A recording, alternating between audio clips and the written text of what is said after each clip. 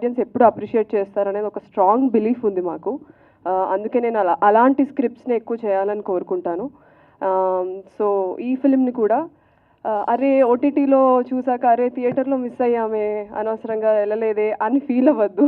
Please థియేటర్కి వచ్చి మీ టైం అండ్ మీ మనీ ఇన్వెస్ట్ చేసి చూడండి. కంప్లీట్ పైసా వసూల్ మూవీ ఇది.